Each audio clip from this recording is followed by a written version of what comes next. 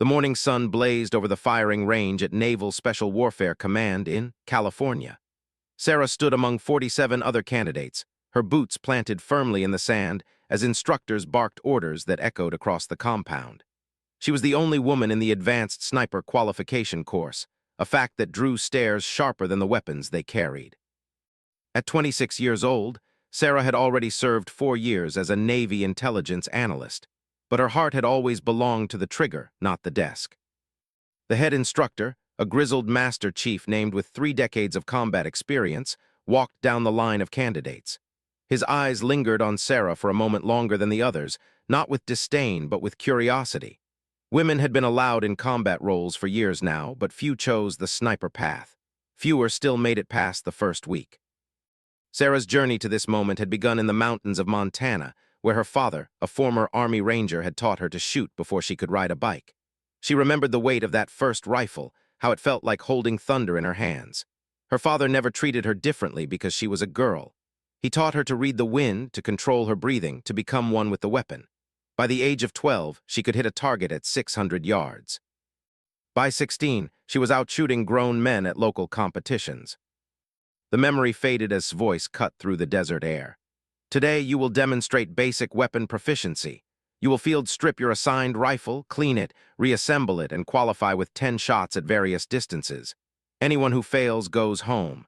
Anyone who questions my authority goes home. Anyone who thinks they're special goes home. The candidates moved to their stations. Sarah's hands trembled slightly as she approached the table where M82A1 rifle lay waiting. The .50 caliber beast was a legend among snipers, capable of reaching out and touching targets at distances that seemed impossible. It weighed 30 pounds and kicked like an angry mule.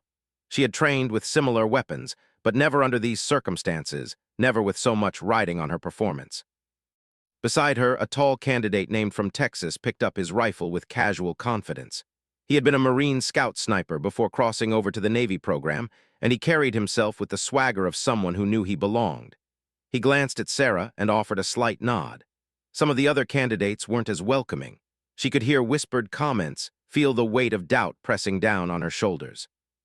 Blew his whistle, begin. Sarah's hands moved with practiced precision. She released the magazine, checked the chamber, and began the disassembly process. Her father's voice echoed in her mind, steady and calm. The rifle is your partner, treat it with respect. Know every piece, every spring, every pin. When your life depends on it, there's no room for hesitation.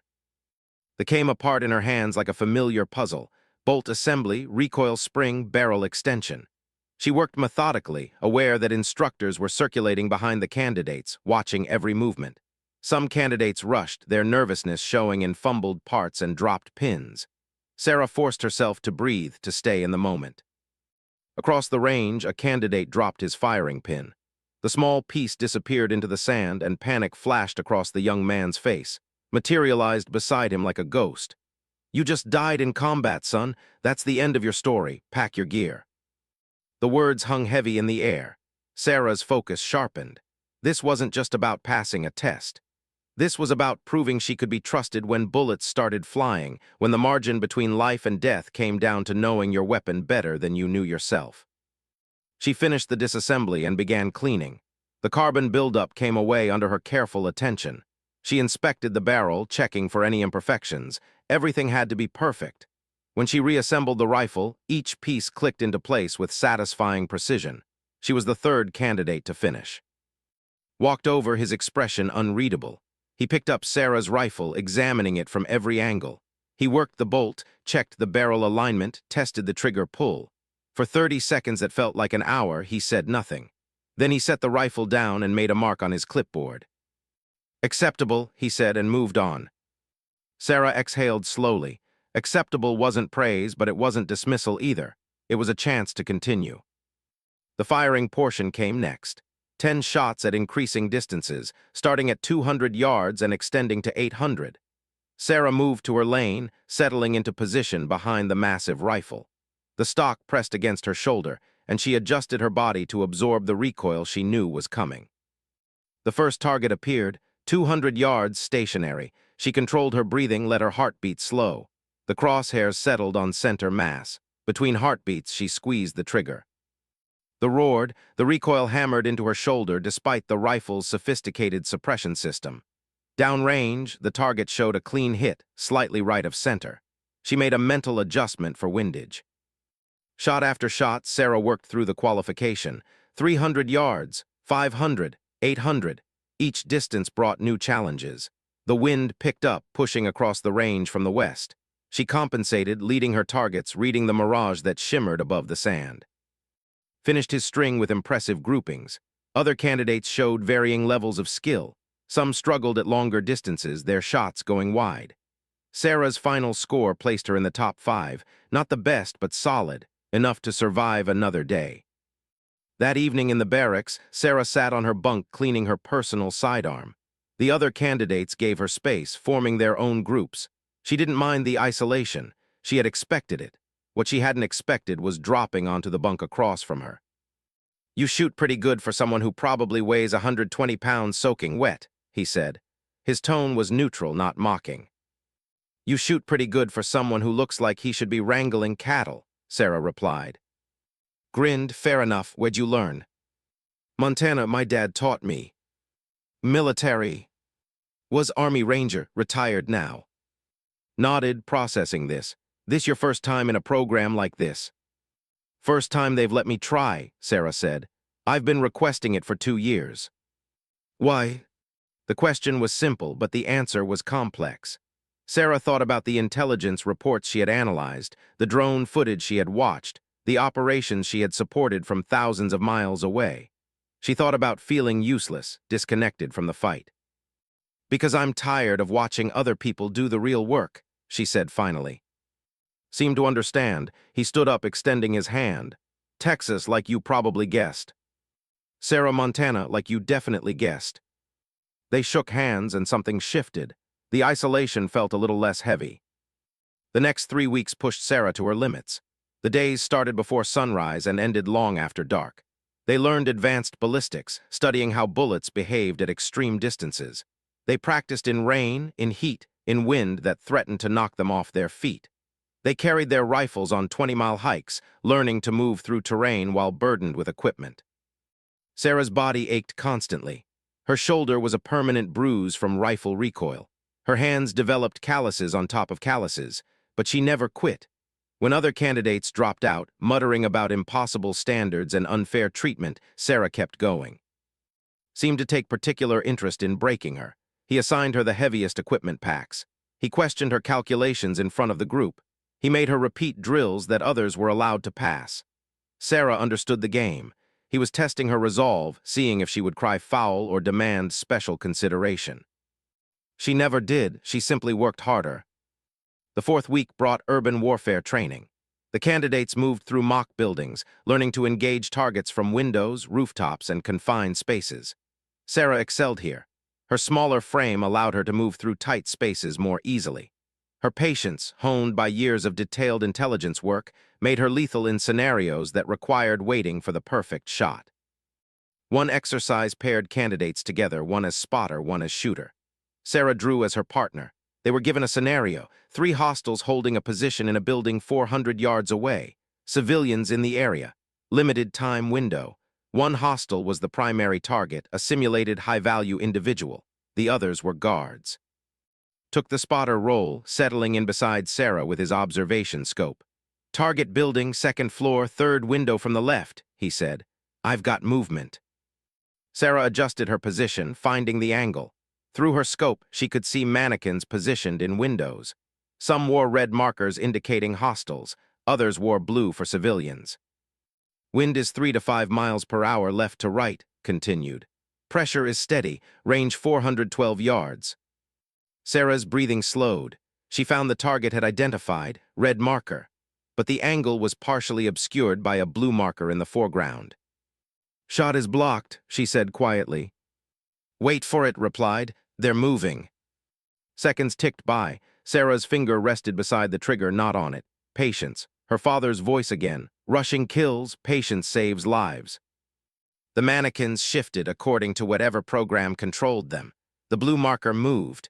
The window of opportunity opened. "Send it," said. Sarah fired. The target dropped. Through the scope, she saw the red marker fall backward. Hit confirmed. Secondary targets acquiring. Sarah had already found the second hostile. She fired again. Another hit. Third target ground floor moving toward exit, called out. Sarah swung the rifle, found the target through a ground floor window. The shot was partially obscured by furniture. She waited for the mannequin to clear the obstruction. Civilian approaching from the right, warned. Sarah saw it, blue marker entering her field of view. She held her fire, waiting. The hostile mannequin moved. The civilian passed behind it. The shot cleared. She fired. The third hostile dropped. All targets down, no civilian casualties, announced. Time, 2 minutes, 18 seconds. His voice crackled over the radio. Acceptable work, good spotting. Next team, you're up. As they cleared their position, bumped Sarah's fist. You're pretty damn good at this. You're not bad at math and wind calling yourself, Sarah replied. That night posted the rankings. Sarah had moved up to third overall, was first. The pressure to perform was intensifying as the course entered its final phase. The final phase focused on extreme long-range shooting. The candidates learned about the effect, how the Earth's rotation influenced bullet trajectory. They studied atmospheric conditions, temperature gradients, even the subtle effect of altitude on powder burn rates. The mathematics became complex, the variables nearly overwhelming. But this was where Sarah's intelligence background gave her an unexpected advantage. She was used to processing multiple data streams, finding patterns in chaos. While other candidates struggled to juggle all the variables, Sarah built mental models, creating frameworks that helped her organize the information. They moved to a range that extended out to 1,500 yards. The targets were steel plates that rang when struck. At these distances, the bullet flight time was long enough that you could track the shot if conditions were right. Sarah settled into her firing position, beside her with the spotting scope. The target was a 12-inch steel circle, barely visible at the extreme distance. Wind is inconsistent, reported. 4 to 7 miles per hour shifting, temperature 72 degrees, humidity 40%. Elevation difference 43 feet, target is lower. Sarah input the data into her mental calculator. The M82A1 would drop approximately 400 inches at this range. The shifting wind complicated things. She had to make a judgment call on the average wind speed and direction. She fired, the recoil rocked her backward. Through the scope, she watched the vapor trail of the massive 50 caliber round arcing downrange. It seemed to take forever. The bullet hit dirt 3 feet left of the target. Adjust right 1 minute of angle, said calmly. Wind was stronger than we thought. Sarah made the adjustment and fired again. This time, the metallic clang of success rang across the desert. That's a hit, confirmed. They continued the exercise, engaging targets at various distances and angles. Sarah's confidence grew. She was starting to develop an intuition for the extreme ranges, a feel for how all the variables interacted. By the end of week 6, only 18 candidates remained from the original 48. Sarah was still third in rankings, but the gap between her and the leaders had narrowed. She had proven she could handle the physical demands. She had demonstrated technical proficiency, but the final test was still coming, and everyone knew it would be brutal. Admiral James watched the training from a distance, observing through binoculars from an observation tower. He was the commander of naval special warfare and a former SEAL with a legendary career. He rarely attended sniper qualification courses personally, but something about this class had drawn his attention. Perhaps it was the presence of the first woman to make it this far. Perhaps it was the reports from about the exceptional skill level of several candidates. Lowered his binoculars as Sarah completed another successful engagement. He had read her file. Top marks in intelligence school, fluent in 3 languages, photographic memory for details. But could she handle the pressure of combat? Could she take a life when necessary? Those were questions that couldn't be answered on a training range. He made a note to observe the final exercise personally. That would be the real test. That would show him what Sarah was truly made of. Sarah didn't know about the Admiral's interest. She was focused on survival, on making it through each day. That evening, as she cleaned her rifle, approached her position. "The word." She set down her cleaning rod and stood at attention. His expression was unreadable as always. "You've done well so far, better than I expected if I'm being honest." Thank you, Master Chief. Don't thank me yet. The final exercise is in 3 days. It will be unlike anything you've faced. Some candidates quit during it, some fail. A few excel. I need to know, are you prepared for what comes next? Sarah met his eyes. I'm prepared for whatever you throw at me, Master Chief. Studied her for a long moment. We'll see, dismissed. As he walked away, Sarah felt a chill despite the desert heat. The final exercise, the culmination of everything. Whatever it was, she knew it would push her beyond anything she had experienced. But she also knew she wouldn't back down. She had come too far. She had too much to prove. That night, sleep came slowly. Sarah lay in her bunk, staring at the ceiling, thinking about the path that had brought her here. She thought about her father, wondered what he would say if he could see her now. She thought about all the people who had doubted her, who had suggested she stick to intelligence work, who had implied that women didn't belong in these roles. Tomorrow would bring more training, more tests. But in 3 days, the tension in the barracks was thick enough to cut with a knife. 2 days before the final exercise, the remaining candidates moved through their routines with mechanical precision. Everyone knew what was at stake. Pass, and they would earn their place among the elite. Fail, and weeks of suffering would amount to nothing more than a good story about almost making it. Sarah sat at a table in the common area, studying ballistic charts by lamplight. Joined her, dropping a thick folder onto the table between them. His expression was serious, more so than usual. Look at this, he said, keeping his voice low. I got it from a guy who went through this course last year. Sarah opened the folder. Inside were handwritten notes, diagrams, and what appeared to be a rough map of terrain somewhere in the California desert. The notes described an exercise called the Crucible, a 72-hour field operation that combined everything they had learned into one brutal final test. According to the notes, candidates would be inserted into hostile territory in pairs. They would need to navigate to specific positions, establish hides, and engage targets at ranges exceeding 1,000 yards, all while evading instructor-led opposition forces who would be actively hunting them. Food was limited, water was rationed, sleep was a luxury. The exercise was designed to break people physically and mentally while demanding their absolute best marksmanship under the worst possible conditions. 72 hours of hell, said quietly. And the kicker is they change it every time, so this information might be completely useless. Sarah studied the notes anyway. Even if the specifics changed, the principles would remain the same. Long-range shooting, fieldcraft, survival, mental toughness. You scared? Asked. Sarah considered the question honestly. Yeah, but I'm not quitting. Didn't think you would, pulled the folder back. Partners stay together during the exercise. You and me, we make a good team. Watch each other's backs out there. Deal. The next day brought final equipment checks and briefings. Gathered the 18 remaining candidates in a classroom where topographic maps covered the walls. Admiral stood in the corner, his presence adding weight to the moment. This was the first time most candidates had seen him in person.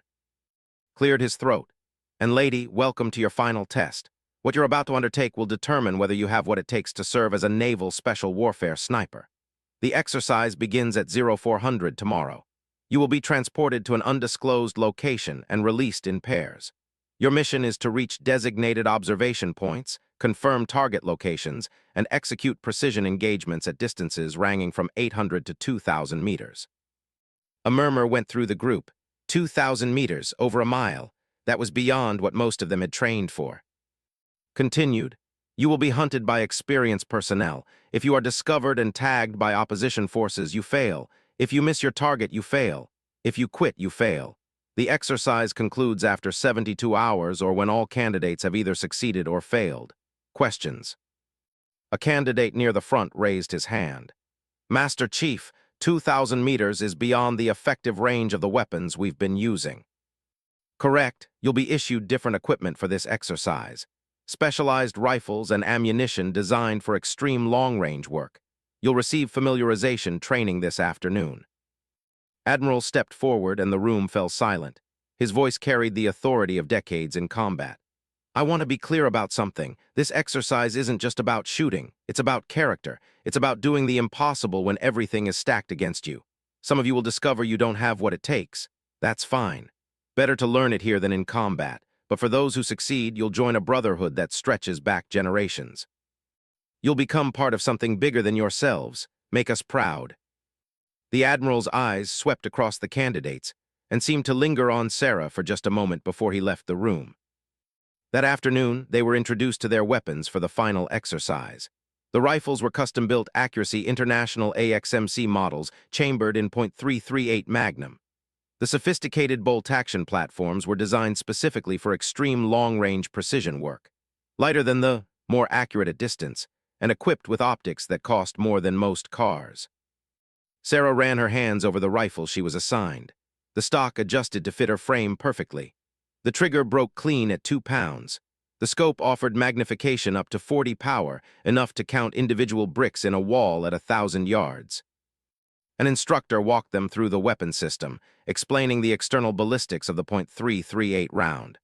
At 2,000 meters, the bullet would drop over 1,200 inches. It would take nearly 4 seconds to reach the target. Wind, temperature, humidity, and even the rotation of the Earth would all affect point of impact. "This is not a forgiving weapon system," the instructor said, "but in the right hands, it's capable of incredible precision. Master it this afternoon because tomorrow it becomes your lifeline." They spent hours on the range getting a feel for the new rifles. Sarah's first shot at 1,500 yards went wide, so did her second. The jump from the to this new system required adjustment. The recoil was less, but the bullet drop was different. The scope behaved differently. Everything felt just slightly off. Was having similar struggles. "This thing shoots like a dream, but it's taking me time to dial it in." "Same here," Sarah admitted. "The holdovers are throwing me off." By late afternoon, Sarah was starting to find her rhythm. She made a series of successful hits at 1,200 yards, then pushed out to 1,500. The satisfaction of hearing steel ring at those distances never got old. As the sun set called an end to the training session. "Tomorrow, 0400, be ready to move, get food, get rest. Once the exercise starts, comfort ends." Sarah barely slept that night. Her mind ran through calculations, scenarios, contingencies. She thought about wind calls, about how to build a hide in different terrain types, about what to do if the opposition forces got close. She mentally rehearsed the weapon system, visualizing the sequence of actions for loading, firing, and clearing malfunctions. At 0330, she was already awake when the lights came on. The candidates dressed in silence, gathering their gear.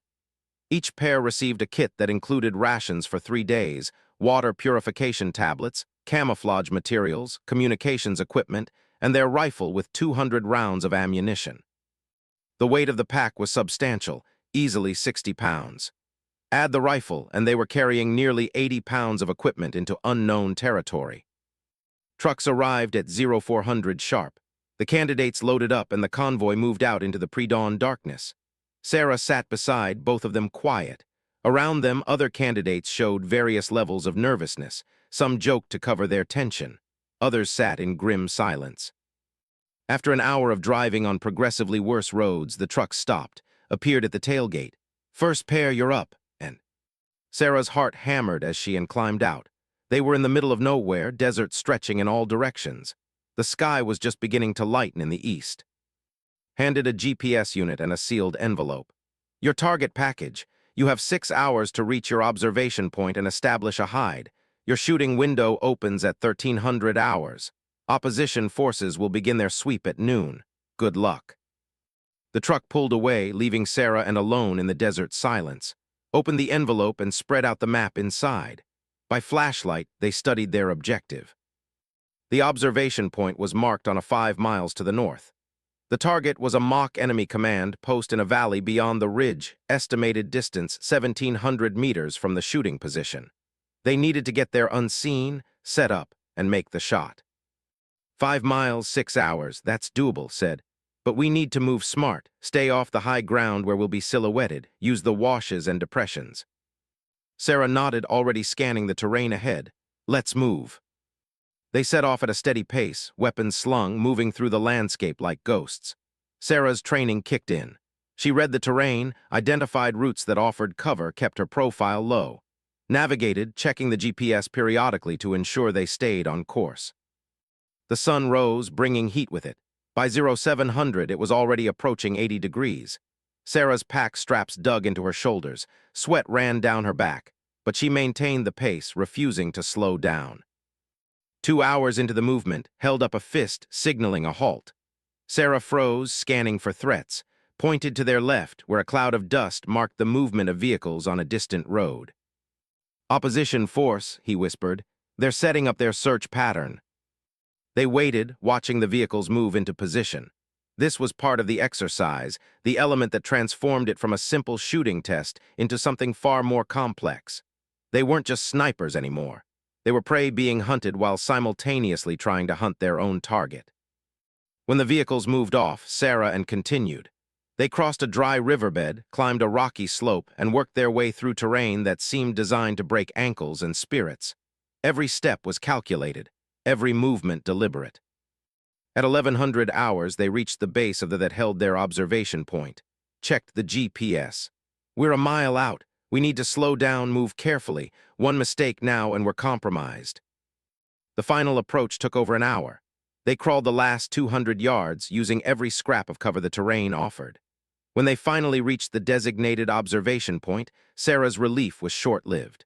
The position was exposed, offering clear lines of sight into the target valley, but also making them visible to anyone looking their way.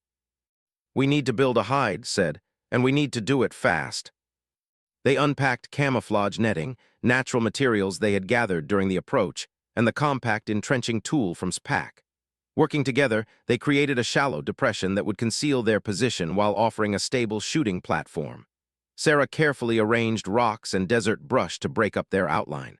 Set up the observation scope, glassing the valley below. "I've got the target," he said quietly. 1,700 meters, just like they said. It's a mock-up of a building with what looks like mannequin targets inside. Sarah moved into position behind her rifle. Through the powerful scope, she could see the target building. It was barely more than a speck at this distance, shimmering in the heat haze rising from the desert floor. She checked her watch. 12:15. They had 45 minutes before the shooting window opened, 45 minutes to prepare for one of the most difficult shots of her life. Pulled out his data book and began calculating. Range 1,700 meters. Wind is variable, looks like 5 to 8 miles per hour right to left. Temperature is 94 degrees. Elevation difference is approximately 300 feet. We're shooting downhill. Sarah listened, processing the information. 1,700 meters meant the bullet would drop over 800 inches.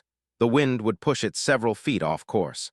The downhill angle changed the trajectory, and the heat haze made it nearly impossible to get a clean sight picture. "This is going to be tough," she said. "Yeah, but we can do it. We've trained for this." Sarah settled in behind the rifle, getting comfortable. The position had to be stable enough to hold for potentially hours. She adjusted her body, finding the natural point of aim. The crosshairs settled on the target building. Continued to glass the area. "Opposition force vehicle at our 8 o'clock, approximately 2 miles out. They're searching." Sarah's pulse quickened. They were being hunted, just as had promised. If the opposition force spotted them before they made their shot, it was over. Time crawled. Sarah controlled her breathing, staying calm despite the growing tension. She ran through her mental checklist, verifying every detail of the shot. She checked and rechecked her scope settings, her rifle position, her natural point of aim. At 12:55, spoke quietly. "Shooting window opens in 5 minutes. Wind is holding steady at about 6 miles per hour. Temperature is 96 degrees. Mirage is heavy." Sarah made final adjustments to her scope, compensating for all the variables. At this distance, even a small error would mean a complete miss. She had one chance to get it right. "Opposition force is still at our 8 o'clock, reported. "They haven't seen us yet, but they're working a search pattern that will bring them closer." 1 minute to the shooting window. Sarah's world narrowed to the scope picture. The target building wavered in the heat haze. She timed her breathing to the rhythm of the mirage, waiting for the brief moments when the image stabilized. 30 seconds, said. Sarah's finger found the trigger. 2 pounds of pressure stood between her and success or failure. Her heart rate slowed. The desert sounds faded away. There was only the target, the crosshairs, and the trigger. "Window is open. You're clear to engage." Sarah took one final breath, let half of it out, and held. The crosshairs settled. Between heartbeats, in the stillness between one moment and the next, she squeezed the trigger. The rifle bucked against her shoulder. The report echoed across the valley. Through the scope, Sarah watched the vapor trail of the bullet arcing downrange. 4 seconds that felt like an eternity. The impact was impossible to see at this distance through the scope, but watching through the higher-powered observation scope saw it clearly. "Hit," he said, his voice barely controlled excitement. "Clean hit, center mass on the primary target. Sarah, that was incredible." Relief and pride surged through her. 1,700 meters, over a mile, she had made the shot. But there was no time to celebrate. Tone shifted immediately. "Opposition force vehicle just changed direction. I think they heard the shot. They're coming our way, maybe a mile out now." Sarah and moved into extraction mode. They quickly broke down the hide, packed their gear, and began moving off the weight of the pack seemed lighter now, adrenaline providing strength. They navigated down the backside of the ridge, using the terrain to screen them from the approaching opposition force. Sarah could hear the vehicle engine in the distance, growing louder. They were running out of time. Led them into a narrow canyon that offered concealment but also trapped them if the opposition force followed. It was a calculated risk. They moved quickly through the shadowed passage. Weapons are the canyon walls rose 50 feet on either side, sandstone carved by centuries of flash floods into smooth curves and sharp angles. Sarah and moved through the shadows, their boots silent on the sandy floor. Behind them, the sound of the opposition force vehicle echoed off the rock faces, making it impossible to determine the exact distance or direction. Held up his hand, signaling a stop. He pointed to a narrow crevice in the canyon wall, barely wide enough for a person. They squeezed into the gap, pressing themselves against the cool stone. Sarah's rifle barrel scraped against rock, and she winced at the sound, but there was no choice. The space was tight enough that she could barely breathe deeply. Seconds later, the opposition force vehicle appeared at the canyon entrance. It was a modified Humvee with 3 instructors dressed in opposing force gear. The vehicle stopped, and the instructors dismounted, spreading out to search the area. Sarah's pulse hammered in her ears. Through a gap in the rocks, she could see one of the instructors, a senior chief she recognized from the compound. He moved with the confidence of someone who had hunted hundreds of students through these canyons over the years. He carried a paintball marker, the weapon used to tag candidates and mark them as discovered. The senior chief moved closer to their position. 20 feet, 15. Sarah held her breath. If he looked directly at the crevice, if he noticed the small gap in the rocks, it was over. 72 hours would end in failure after just 4 hours. The instructor stopped 10 feet from their hiding spot. He scanned the canyon walls, his eyes sweeping across the terrain. Sarah pressed herself flatter against the stone, making herself as small as possible. Beside her was frozen, barely breathing. After what felt like hours, but was probably only 30 seconds, the instructor keyed his radio. "Canyon 1 is clear, moving to the next sector." The opposition force mounted up and drove away, the sound of their engine gradually fatting. Sarah and remained motionless for another 5 minutes, ensuring the coast was clear. "That was too close," whispered finally. They extracted themselves from the crevice and continued through the canyon. The GPS showed their next waypoint was 3 miles northeast, another shooting position where they would engage a secondary target. But between here and there lay open desert and the very real possibility of more opposition forces. The afternoon heat was brutal. The temperature climbed past 100 degrees, turning the desert into an oven. Sarah's water supply was limited, and she forced herself to sip sparingly despite her intense thirst. Dehydration was a real threat, but so was running out of water with more than 60 hours remaining in the exercise. They moved through the Badlands, using every bit of cover and concealment. When forced to cross open areas, they moved during the brief moments when the terrain masked them from likely observation points. Sarah's training kicked in, all the lessons about fieldcraft and tactical movement becoming second nature. By 1800 hours, they reached an area marked on their map as Observation Point 2. This position overlooked a different valley where a second target awaited. According to their briefing package, this target would only be visible for a 30-minute window at dawn the following day. They had 16 hours to prepare, but they also had to avoid the opposition forces who were actively patrolling the area. Finding a balance between a good shooting position and concealment became critical. Identified a cluster of large boulders on a hillside that offered both a clear line of sight to the target area and good cover from observation.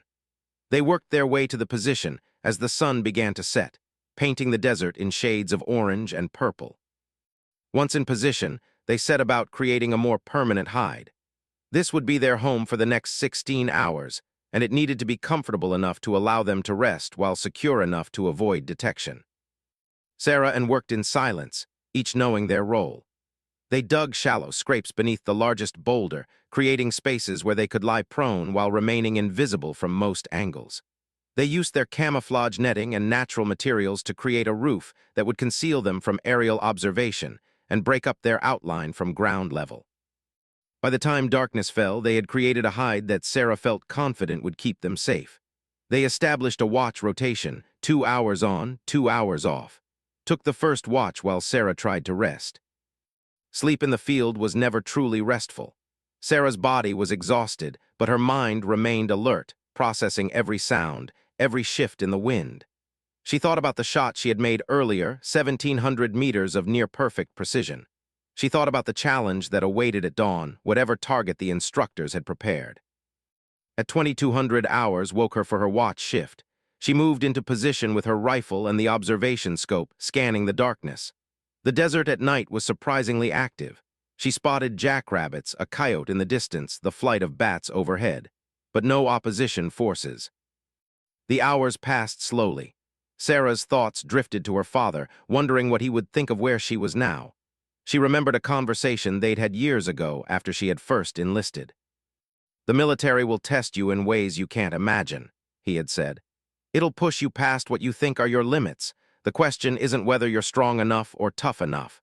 The question is whether you have the stubbornness to refuse to quit when everything tells you to." She had that stubbornness. She had proven it over the past 6 weeks, and she would prove it again in the hours ahead. At 0200, she woke for his watch rotation. She tried to sleep but managed only a light doze, her body too keyed up for real rest. By 0400, both of them were awake, preparing for the coming engagement. The target window opened at 0600, right around sunrise. They had 2 hours to finalize their preparations. Pulled out his data book and began running calculations based on the overnight weather data he had collected. "Wind is calm right now, probably won't stay that way once the sun comes up," he said. "Temperature is 68 degrees. Target range is estimated at 1900 meters based on the coordinates they gave us." 1900 meters. Sarah felt a flutter of nervousness. That was farther than she had ever shot successfully. The longest confirmed hit in her training had been 1,700 meters from yesterday's engagement. She settled in behind her rifle, getting comfortable for what might be a long wait. Through the scope, she could see the general area where the target should appear, but in the pre-dawn darkness, details were impossible to make out. The sky began to lighten gradually, that magical time when the world transitions from night to day. Sarah watched through her scope as the target area became visible. It was a narrow valley floor with what appeared to be a mock vehicle convoy. According to their briefing, they needed to identify and engage a specific vehicle marked with an orange flag. "I've got visual on the target area," said, his eye pressed to the observation scope. "Counting 5 vehicles, searching for the orange marker." Sarah scanned through her rifle scope, trying to identify individual vehicles at the extreme range. The dawn light helped, but the distance turned everything into small shapes and indistinct forms. "There," said suddenly, "third vehicle from the left, orange marker on the roof. That's our target." Sarah found it, barely visible even at maximum magnification. The orange marker was a small square of fabric, and it would serve as their aiming point. Hit that marker and they passed this phase. Miss, and all the work, all the suffering would be for nothing. "Range 1900 meters confirmed," said, consulting his data. "Wind is starting to pick up, looks like 3 to 4 miles per hour from the west. Temperature is 71 and rising. Humidity 42%. Sarah began her calculations, factoring in every variable. At 1900 meters, the bullet drop would be massive, over 1,000 inches. The wind would push the bullet several feet laterally. The morning air was cooler and denser than the previous afternoon, which would affect velocity and trajectory. She made adjustments to her scope, dialing in the corrections. Her hands were steady despite the importance of the moment. This was what she had trained for. This was what all the pain and exhaustion had been building toward. "Opposition force at our 7 o'clock, approximately 1 mile out," reported calmly. "They're not moving our direction yet, but we need to be aware." Sarah acknowledged but didn't let it break her focus. The shot was what mattered. She had one chance to get it right. The sun broke the horizon, flooding the desert with golden light. The target vehicle became more distinct as the light improved. Sarah could see the orange marker clearly now, a 12-inch square centered on the vehicle's roof. "Wind is holding at 4 miles per hour," said. "You have a good shooting solution whenever you're ready." Sarah controlled her breathing, entering that calm space where time seemed to slow. Her crosshairs settled on the orange marker, and she made minute adjustments to account for the wind. The trigger felt familiar under her finger, its 2-pound pull as natural as breathing. She fired, the rifle recoiled, and Sarah immediately returned to her scope to spot the impact. At 1,900 meters, the bullet flight time was nearly 4.5 seconds. She watched the vapor trail arc across the distance, a mathematical curve made visible in the morning air. The bullet struck low and left of the target, impacting the ground about 3 feet from the vehicle. "Miss," said, "you were close. Adjust up 2 minutes, right 1 minute." Sarah's heart sank, but she pushed the feeling aside. A miss wasn't a failure if she could correct. She made the adjustments called out, rechecking her work to ensure the corrections were accurate. "Opposition force is moving," said, his voice taking on urgency. "They must have heard the shot. They're heading this direction, ETA maybe 15 minutes. Sarah had time for one more shot, maybe 2 if she was fast. But she needed to make this one count. She settled back into position, finding her calm despite the pressure. The crosshairs found the orange marker again, this time with the adjustments had calculated. She fired, 4.5 seconds of eternity as the bullet flew downrange. Sarah held her breath, watching through the scope. The orange marker disappeared in a puff of fabric and dust as the bullet struck dead center. "Hit," shouted, forgetting to keep his voice down in his excitement. "Perfect hit, dead center. Sarah, that was amazing." There was no time to celebrate. They could hear the opposition force vehicle approaching, maybe a half-mile away now. Sarah and broke down their hide in record time, gathering their gear and preparing to move. They slipped away from the position just as the opposition force vehicle crested the where they had been moments before. Moving down the backside of the hill, they used the terrain to mask their escape, putting distance between themselves and the hunters. For the next 2 hours, they played a deadly game of cat and mouse through the desert. The opposition force had apparently called in additional support, because Sarah and found themselves evading multiple vehicles and foot patrols. They used every trick they knew, backtracking, using hard surfaces to avoid leaving tracks, moving through areas that would screen them from observation. By noon, they had managed to shake their pursuers and reached a rally point marked on their map. There, they found a cache the instructors had placed, containing fresh water and additional rations. The small luxury of refilling their water supplies felt like a gift from heaven. 2 successful engagements, said as they rested in the shade of an overhanging rock. "We're doing good, but we've got another 48 hours to go." Sarah nodded, too tired to speak. Her body was beginning to feel the cumulative effects of the exercise. Her legs ached from the constant movement over rough terrain. Her shoulders were raw from the pack straps. The lack of quality sleep was catching up with her, making her thoughts feel sluggish. But she wasn't quitting, not now, not ever. Their next target wasn't until the following morning, which meant they had to survive another night in the field while avoiding the opposition force. They moved to a new position, an area of broken terrain that offered multiple escape routes if they were discovered.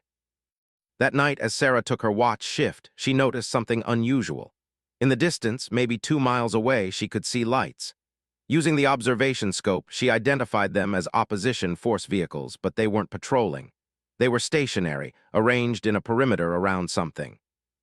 "Wake up, you need to see this." Took the scope and studied the distant lights. After a moment, he lowered it with a grim expression. "That's where our next target is supposed to be. They're setting up a trap. They know we have to go there, so they're waiting for us." Sarah felt a chill despite the warm night air. This was a new level of difficulty. They weren't just being hunted randomly anymore. The opposition force was actively preparing an ambush at their next objective. "So what do we do?" she asked. Was quiet for a long moment, thinking. "We adapt. We find a way to complete the mission without walking into their trap. There's always a way. We just have to be smarter than they expect." They spent the next several hours studying the target area from a distance, using the observation scope to map out the opposition force positions. Sarah created a detailed sketch in her notebook, marking every vehicle, every patrol pattern, every potential weakness in their perimeter. By dawn, they had a plan. It was risky, maybe even crazy, but it was their best option. The target was a mock enemy headquarters in a small valley. According to their briefing, they needed to engage it from a specific observation point that the opposition force was now guarding. But Sarah had noticed something during her overnight observation. There was a secondary position, higher up on that offered an angle to the target. The shot would be longer, maybe 2,000 meters or more, and the angle would be extreme. But it was outside the opposition force perimeter. "I can make that shot," Sarah said when she explained the plan to. "It's insane," replied. 2,000 meters at a steep downhill angle, that's beyond anything we've attempted. "Do you have a better idea?" Shook his head. "No, but if you miss, we don't get another chance. The opposition force will hear the shot and converge on our position before we can reload." "Then I won't miss." They moved into position just as the sun rose, climbing to the high observation point Sarah had identified. It took them 3 hours of careful approach to reach it without being spotted. When they finally settled into place, Sarah was exhausted, running on adrenaline and determination. She set up her rifle while ranged the target with the observation pressed his eye to the observation scope, his hands steady despite the magnitude of what they were attempting. The morning sun cast long shadows across the valley below, where the mock enemy headquarters sat surrounded by opposition force vehicles. "Range to target is 2,100 meters, said quietly. "Elevation difference is 420 feet, shooting downhill at approximately 11 degrees. Wind is variable, reading between 4 and 7 miles per hour, generally from the northwest." Sarah's mind raced through the calculations. 2,100 meters meant the bullet would drop nearly 1,400 inches over the flight time. The steep downhill angle complicated things further, changing the effective gravity on the bullet. The variable wind was perhaps the most dangerous factor, capable of pushing the bullet several feet off course at this extreme range. She had never attempted a shot beyond 1,900 meters. This would push her to the absolute limit of her training and the rifle's capabilities. One shot. No second chances. The opposition force would hear the report and converge on their position within minutes. They would need to be gone before that happened. Through her scope, Sarah could barely make out the target building. At maximum magnification, it appeared as a small structure with what looked like a red square on its roof, the designated impact point. The heat mirage was already beginning to build as the desert warmed, turning the image into a shimmering, unstable picture. "This is crazy," Sarah said softly, not really talking to, just voicing her thoughts. "Yeah," agreed. "But you can do it. I've watched you shoot for 6 weeks. You've got the skills, trust your training." Sarah began making scope adjustments, dialing in the extreme elevation needed for the shot. She was running out of adjustment range in her scope, pushing the equipment to its limits. For windage, she had to estimate, splitting the difference between the low and high wind readings had given her.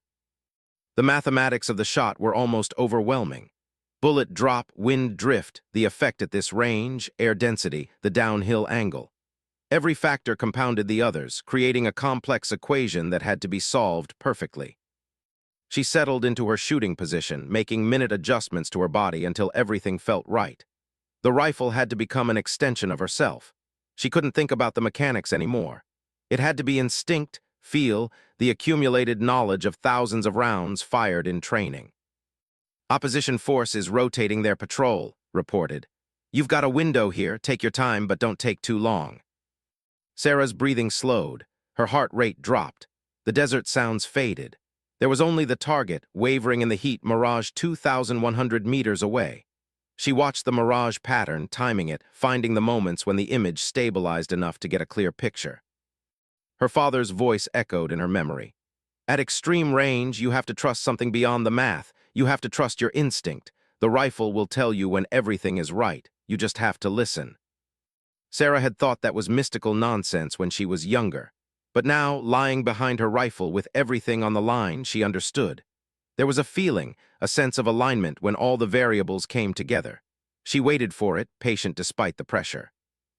The wind shifted, dropping to a steady 4 miles per hour. The mirage pattern stabilized. The crosshairs settled perfectly on the red square, everything aligned. Sarah fired.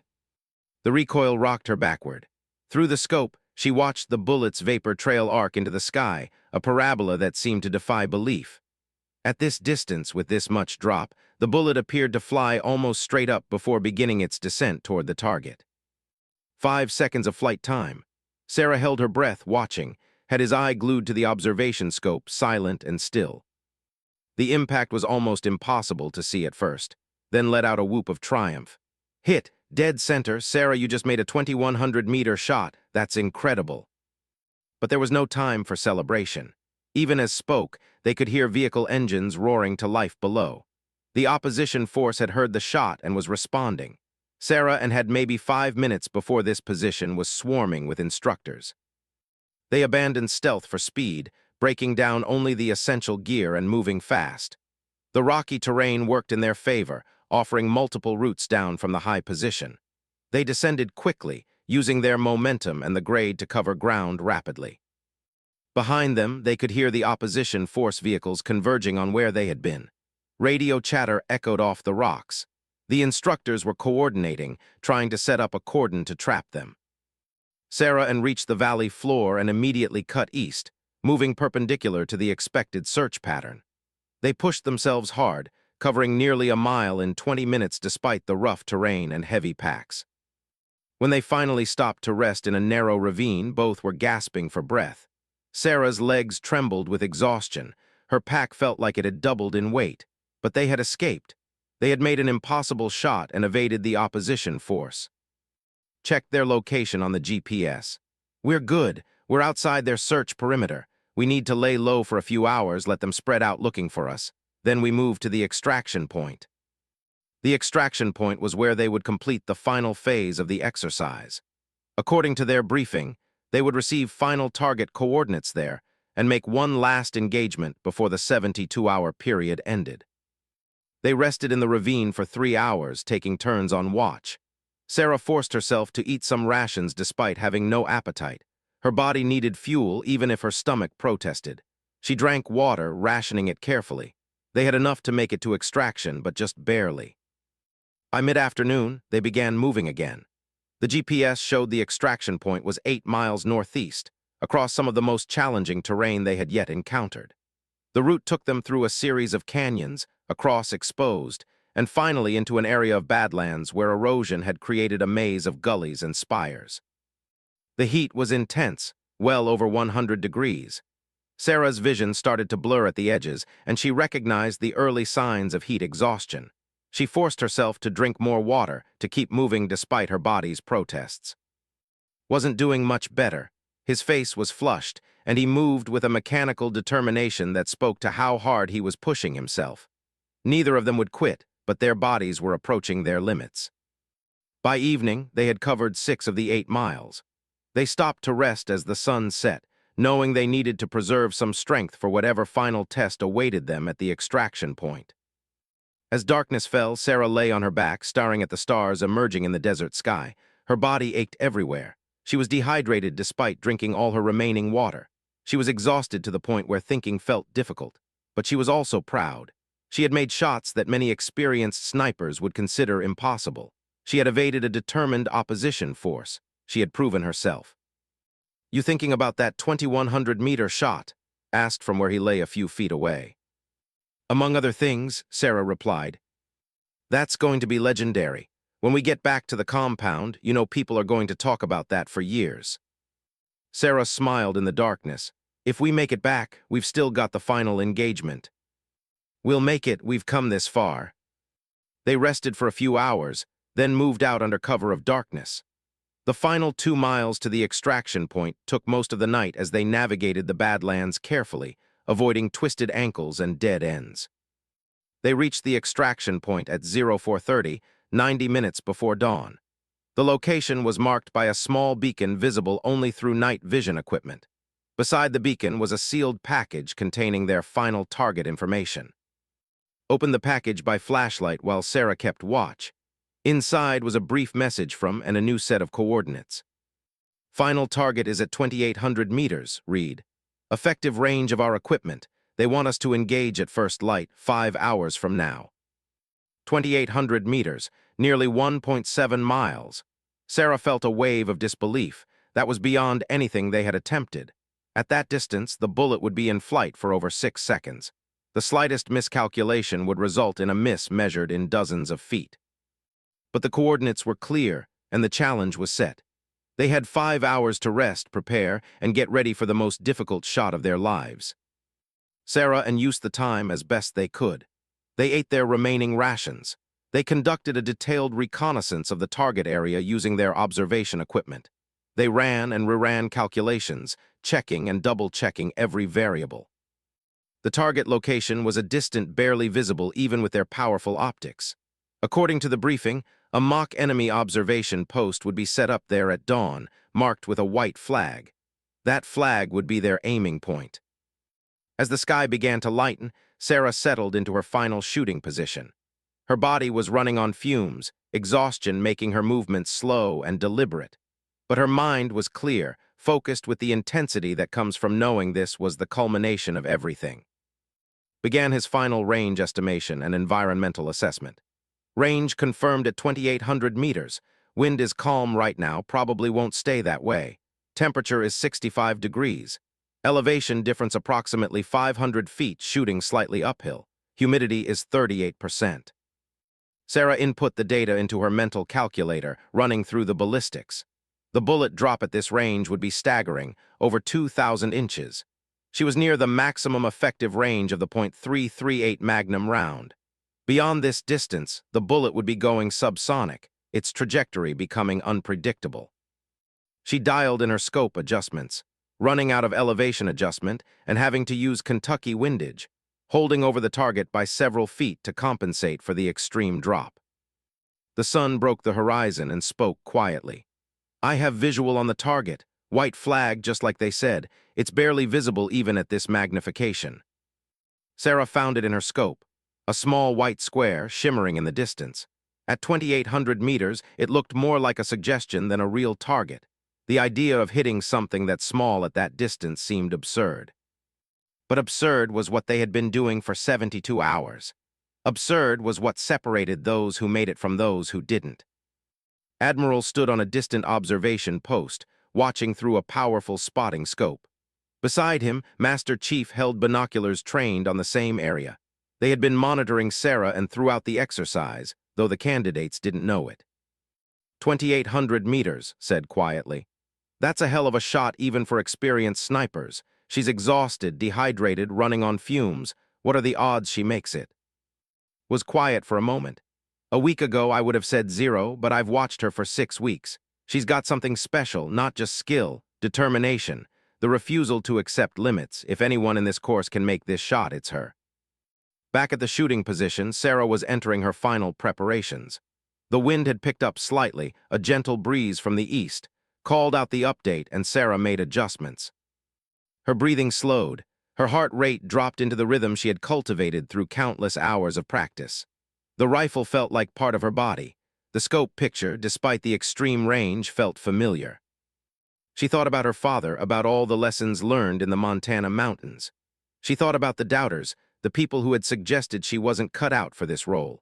She thought about every mile she had walked, every shot she had made, every moment of pain she had endured over the past 6 weeks. All of it came down to this. One shot, 2,800 meters, the final test. Sarah found her natural point of aim, the place where the rifle wanted to point without muscular effort. The crosshairs settled on a point several feet above the white flag, compensating for the massive bullet drop. The wind felt steady on her cheek. Everything was as perfect as it could be. She fired. The rifle's recoil was familiar now, almost comforting. Sarah immediately returned to her scope, tracking the vapor trail. At this extreme range, the bullet's path was clearly visible, a streak through the morning air. 6 seconds of flight time felt like an eternity.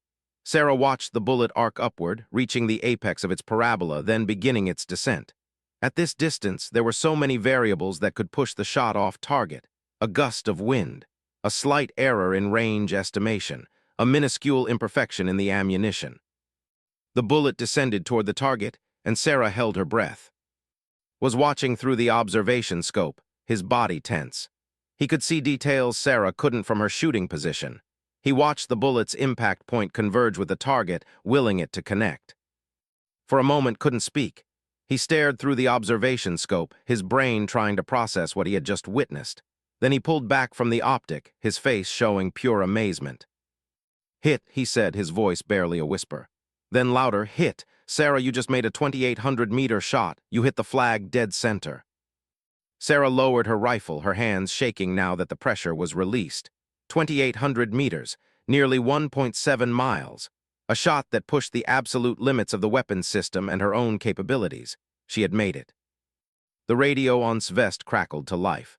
His voice came through, professional but with an edge of something that might have been respect. "Your exercise is complete. Remain at your position. Transportation will arrive in 30 minutes. Outstanding work." Sarah and looked at each other, and suddenly the exhaustion, the pain, all of it seemed worth it. They had survived 72 hours of hell. They had made shots that would be talked about for years. They had proven themselves. The 30-minute wait felt longer than the previous 3 days. Sarah's body began to crash as the adrenaline faded. She sat with her back against a rock, unable to even summon the energy to clean her rifle. Wasn't much better, lying flat on his back, staring at the sky. When the helicopter finally appeared, banking toward their position, Sarah felt a surge of relief so strong it nearly brought tears to her eyes. The bird touched down 50 yards from their position, rotor wash kicking up a storm of dust and sand. Jumped out before the helicopter had fully settled, walking toward them with his characteristic purposeful stride. Sarah and struggled to their feet, coming to attention despite their exhaustion. Looked them over, his expression unreadable. Then slowly he extended his hand to Sarah. 2,800 meters, he said. "I've been running this course for 12 years. I've seen a lot of good shooters, a few great ones, but that shot you just made, that's the longest successful engagement in the history of this program. Congratulations, you earned it." Sarah shook his hand, too overwhelmed to speak, then turned to, shaking his hand as well. "Excellent spotting and teamwork. You two performed exceptionally well." The helicopter ride back to the compound was surreal. Sarah looked out the window at the desert terrain they had crossed on foot, seeing it from above. It looked harsh and unforgiving, which was exactly what it had been. Other candidates were still out there, still fighting through their own exercises. Some would make it, others wouldn't. When they landed at the compound, Sarah and were directed to medical for evaluation. The corpsman who examined Sarah noted her dehydration, the bruising on her shoulders from rifle recoil, the raw spots where her pack had rubbed her skin. Nothing serious, but evidence of how hard she had pushed herself. "You need fluids and rest," the corpsman said, hooking her up to an IV. "You're going to hurt for a few days, but you'll be fine." As Sarah lay on the medical cot, IV drip slowly rehydrating her body, she allowed herself to close her eyes. For the first time in weeks, she felt like she could actually relax. The worst was over. She had made it. Over the next 48 hours, the other candidates trickled back from the exercise. Some returned victorious, having completed all their engagements. Others returned defeated, tagged by the opposition force or having missed their targets. Of the 18 who had started the final exercise, 12 completed it successfully. Sarah and were among them. On the final day of the course, the 12 successful candidates assembled in dress uniform for the graduation ceremony. Sarah stood in formation, feeling the weight of what she had accomplished. 6 weeks of brutal training, countless hours of practice, physical and mental challenges that had pushed her to her absolute limits. Admiral entered the room and everyone came to attention. He walked down the line, looking each candidate in the eye. When he reached Sarah, he stopped. "Petty officer," he said, "I've been following your performance throughout this course. Master Chief tells me you made some remarkable shots during the final exercise." "Yes, sir," Sarah replied. 2,800 meters, I understand. That's exceptional work. But I want you to understand something. The shot is only part of what makes a good sniper. It's the judgment to take the shot or not take it. It's the patience to wait for the right moment. It's the discipline to follow through on the mission no matter how difficult. Do you understand?" "Yes, sir." Nodded. "I look forward to seeing what you accomplish in the fleet. Congratulations." He moved on and Sarah exhaled slowly. The Admiral's words carried weight. This wasn't just about shooting. It was about becoming part of something larger, a tradition of excellence that stretched back through generations of warriors. The graduation ceremony was brief but meaningful. Called each candidate forward, presenting them with the Naval Special Warfare Sniper Badge. When Sarah's name was called, she walked forward with pride, accepting the badge that represented everything she had worked for. As pinned the badge to her uniform, he spoke quietly enough that only she could hear. You proved a lot of people wrong, including me if I'm being honest. You've earned your place here. Make sure you keep earning it. I will, Master Chief, thank you. The ceremony concluded with a final address from Admiral. He spoke about the responsibilities that came with their new qualification, about the lives that would depend on their skills, about the standard of excellence they were expected to maintain. You 12 represent the best of the best, said. But this graduation isn't the end of your training, it's the beginning. You will continue to learn, to improve, to push the boundaries of what's possible. That's what separates good snipers from great ones. The refusal to settle, the constant pursuit of perfection. After the ceremony, there was a small reception. Sarah's father had flown in from Montana for the graduation, and seeing him in the crowd made her eyes water. He approached with a broad smile, pulling her into a hug. I'm so proud of you, he said. I knew you could do it. Thanks, Dad. I used everything you taught me. I can see that, but you took it further than I ever did. 2,800 meters, that's extraordinary. They talked for an hour, Sarah recounting some of the experiences from the course. She left out the worst parts, the moments of doubt and pain. But she told him about the shots, about working with, about earning's respect. Joined them introducing himself to Sarah's father. The two men shook hands, and Sarah could see the mutual respect in their eyes. Her father recognized a fellow warrior, someone who had been through the fire. You take care of my daughter out there, Sarah's father said to. She takes care of herself pretty well, sir, replied with a grin. But I've got her back, we're a team. As the reception wound down, Sarah found herself standing with the other graduates, sharing stories and making plans. They would be scattered to different units across the Naval Special Warfare community, but they would remain connected by their shared experience. Approached the group, a rare smile on his weathered face. You all did good, really good. I'm going to tell you something I don't usually share. This class had the highest success rate we've seen in 5 years, and the quality of your shooting, particularly in the final exercise, was exceptional. You've set a new standard. He looked at Sarah specifically. There's already talk about your 2,800-meter shot.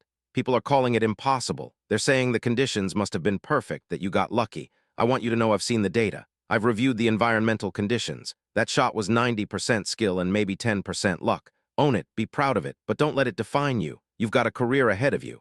Make sure every shot, every mission meets that same standard. I will, Master Chief. The next week, Sarah received her orders. She was being assigned to a SEAL team on the West Coast, one of the premier units in naval special warfare. It was exactly what she had hoped for, a chance to put her skills to use in support of real-world operations. Before she left for her new assignment, she spent a day at the range, practicing.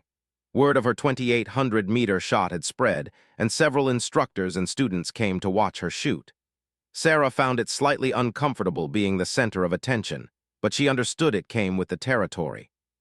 She set up at 1,000 yards and ran through a series of engagements, each one precise and controlled. The rifle felt like an old friend now. The calculations came automatically. The trigger press was smooth and natural. An instructor who had served as a scout sniper in the Marine Corps watched her shoot, then approached afterward. I heard about your shot during the final exercise. I've been shooting for 20 years, and I've never made anything beyond 2,400 meters. How'd you do it? Sarah thought about the question. Honestly, I think it was everything coming together at once. The training, the practice, the conditions, but mostly it was believing I could make it. If you think a shot is impossible, you've already missed. The instructor nodded thoughtfully. That's good advice. Keep that attitude. You're going to go far. Sarah's first deployment with her new team came 3 months later. They were supporting a mission in the Middle East, providing overwatch for a ground element conducting a high-risk operation. Sarah's role was to cover the team's approach and extraction, taking out any threats that appeared. She set up her position on a rooftop overlooking the target area, working with her assigned spotter, an experienced chief petty officer named. As they waited for the operation to begin, asked about her background. I heard you made some kind of record shot during sniper school, he said. 2,800 meters, Sarah confirmed, during the final exercise. Whistled softly. That's serious distance. Longest I've ever made is 1,800. You nervous about your first real-world shot? Sarah considered the question. She was nervous, but not about the shooting. The mechanics of making the shot were second nature now. What made her nervous was the responsibility, knowing that real lives depended on her performance. I'm ready, she said simply. The operation went smoothly. Sarah didn't have to fire a shot, which was actually the best outcome. The ground element completed their mission and extracted without incident. But the fact that Sarah was there, ready and capable, gave the team confidence. They knew they had world-class sniper support if they needed it. Over the next year, Sarah deployed 3 more times. She made several successful engagements at ranges between 800 and 1,500 meters. Each one was different, each presented unique challenges.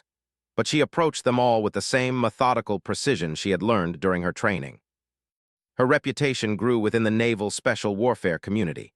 She wasn't just the woman who made the 2,800-meter shot anymore. She was Sarah, one of the most reliable and skilled snipers in the fleet. Team leaders requested her by name. Other snipers sought her advice. But Sarah never let the recognition go to her head. She remembered words about the shot not defining her. She continued to train, to study, to improve. She worked on her weak areas, practiced in different conditions, pushed herself to be better. 2 years after graduating from sniper school, Sarah was selected to attend an advanced training course focused on extreme long-range shooting. The course brought together elite snipers from different military branches and allied nations. Sarah was one of only 3 Navy representatives and the only woman in the class. The course focused on making shots beyond 2,000 meters, the realm where art and science merged into something almost mystical. The instructors were legends, men who had made combat shots that seemed impossible. They pushed the students hard, demanding perfection. On the final day of the course, each student had to make a shot at 3,000 meters. The target was a steel plate barely visible in the distance. Of the 20 students in the class, only 6 made successful hits. Sarah was one of them. The head instructor, a former British SAS operator, approached Sarah after her shot. That was exceptional shooting. I've been teaching this course for 8 years, and I've never seen a first-time student make that shot so cleanly. You've got a rare gift. Thank you, sir. I had good teachers. Perhaps, but teaching can only take you so far. The rest is something internal. The patience, the discipline, the refusal to accept failure. That comes from within. Sarah thought about that conversation often in the years that followed. She realized that her success wasn't just about physical skills or technical knowledge. It was about mindset, about approaching every challenge with the confidence that she could overcome it. 5 years after graduating from sniper school, Sarah was promoted to Chief Petty Officer. She had completed 7 deployments, made over 50 successful combat engagements, and earned numerous commendations. But what made her proudest wasn't the awards or the rank. It was the respect of her peers, the knowledge that when her name came up in conversation, people associated it with excellence and reliability. She was asked to return to the sniper school as an instructor, teaching the next generation of students. Standing on the same range where she had once struggled and suffered, now wearing the instructor's uniform, felt surreal. Her first class included 2 women among the 48 candidates. Sarah saw in them the same determination she had once felt, the same desire to prove themselves in a field where they were the minority. She made a point to hold them to the same impossible standards it held her to, knowing that anything less would be an insult. During the final exercise, one of the women, a corporal named Williams, made a successful engagement at 2,600 meters. As Sarah reviewed the shot data afterward, she felt a surge of pride. The standard was being maintained. The next generation was rising to the challenge. At the graduation ceremony, Admiral again presided. He was older now, his hair more gray, but his presence was still commanding. After pinning the sniper badge on the successful candidates, he gave his address. I want to tell you about a shot made 5 years ago during this very course, he said. A candidate named Sarah, working under the most difficult conditions imaginable, made a 2,800-meter engagement. At the time, it was the longest successful shot in the history of this program. I bring it up not to glorify one person, but to illustrate what's possible when skill meets determination meets opportunity. He paused, looking at the new graduates. Chief is now standing behind me as an instructor. She represents the standard you should all aspire to, not because of one shot, but because of consistent excellence over years of service. That's what separates good snipers from great ones. Not the spectacular moment, but the day-to-day commitment to being the best. After the ceremony, several of the new graduates approached Sarah, asking for advice.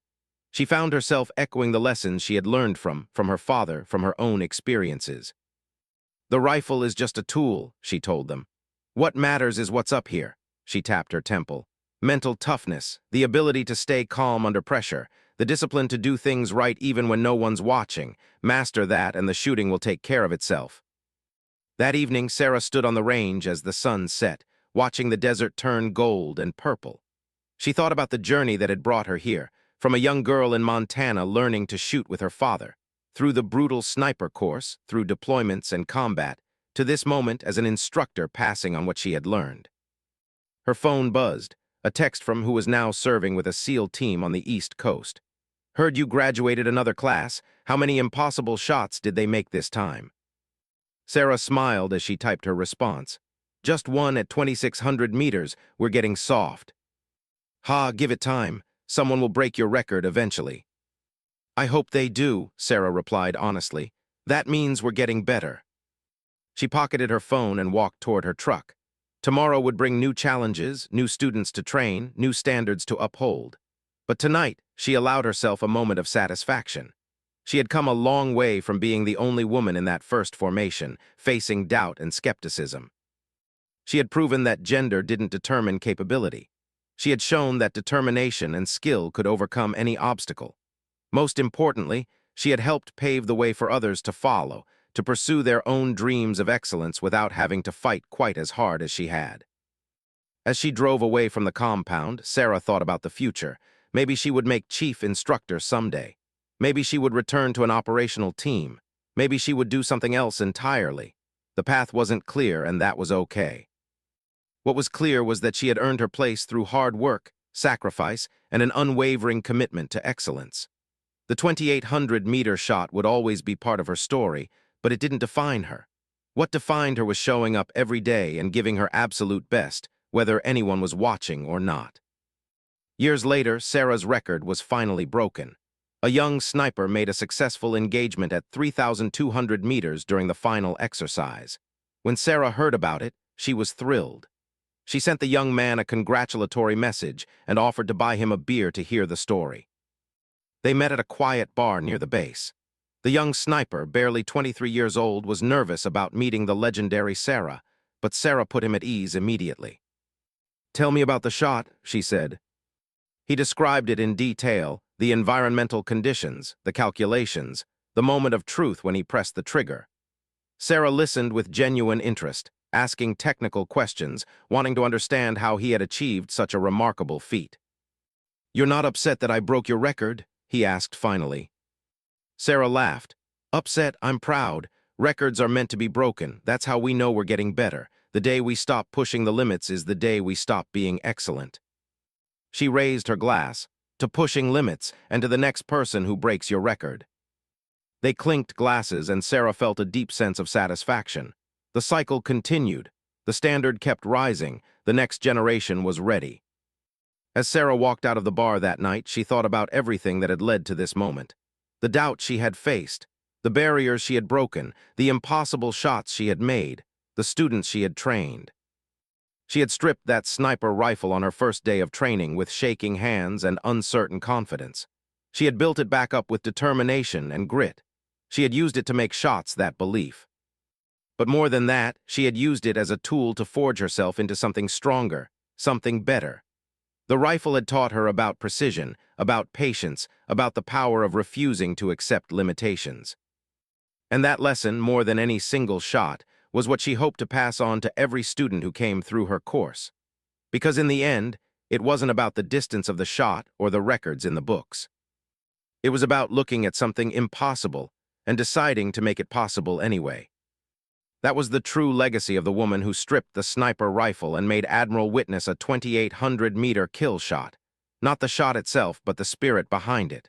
The refusal to quit, the commitment to excellence, the belief that limits existed only to be exceeded. And in the years that followed, long after Sarah retired from active service, her story continued to inspire new generations of snipers. They would hear about the impossible shot, about the woman who proved that determination could overcome any obstacle. Some would break her records, some would establish new standards, but all would carry forward the lesson she had embodied. That excellence wasn't a destination but a journey, and that journey never truly ended. Sarah had started as one woman in a formation of 48 candidates, facing skepticism and doubt. She had ended as a legend, a teacher, and a living example of what was possible when skill met opportunity, met an iron refusal to accept failure. The rifle she had once stripped with nervous hands now sat in a display case at the sniper school, a reminder to every new class of students. Beside it was a plaque with a simple inscription, 2,800 meters, Chief Sarah. Impossible is just a challenge waiting to be overcome. And every day, new students would see that rifle, read that plaque, and feel something stir inside them. The belief that they too could achieve the impossible, that they too could exceed the limits. That was Sarah's true legacy. Not a number or a record, but a spirit that would inspire excellence for generations to come. And in the end, that was worth more than any shot, no matter how impossible it seemed. The white flag disappeared would come to a head. The final exercise waited, mysterious and intimidating. Sarah closed her eyes and forced herself to rest. She would need all her strength for what was coming.